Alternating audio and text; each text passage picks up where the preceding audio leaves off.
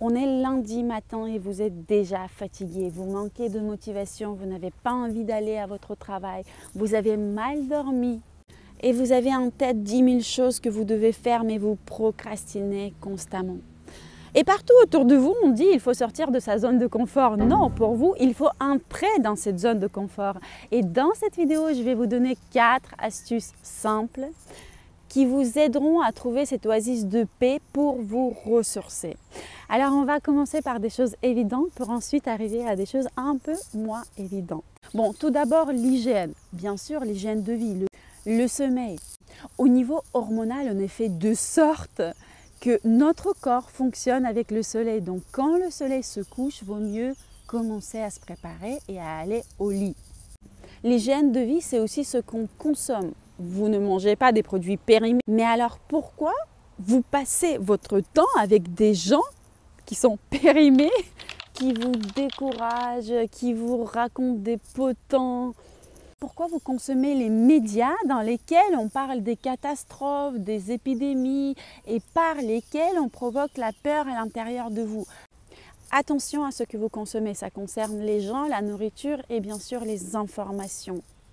Ensuite, le deuxième point, c'est de suivre sa stratégie si on parle du design humain. Et si on veut parler en langage simple, c'est tout simplement savoir dire non, à cesser d'être confortable pour tout le monde et c'est d'arrêter de faire les choses que vous n'avez pas envie de faire. On ne peut pas le faire pour tout, mais faites-le au maximum. Et ainsi, on arrive au point suivant, c'est de déléguer. Alors, bien entendu, déléguer les tâches où il n'y a pas de valeur ajoutée que vous créez. Par exemple, le ménage. Si vous pouvez le déléguer à quelqu'un qui viendra vous aider, faites-le. Si vous pouvez déléguer vos enfants de temps en temps, faites-le.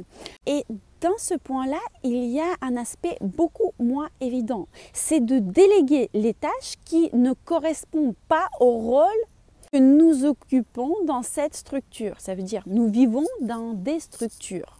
Dans ces structures, nous avons nos rôles. Si par exemple vous avez un enfant, vous avez le rôle de mère. Mais l'enfant, vous ne l'avez pas fait tout seul. Donc la responsabilité, vous l'avez qu'à 50%. Donc déléguez les 50% restants à votre mari. Ensuite, si vous avez la place de salarié, il y a des choses auxquelles vous n'avez pas à penser. Éteignez votre hyper-perfectionnisme. Une certaine responsabilité, remettez-la sur les épaules de votre patron.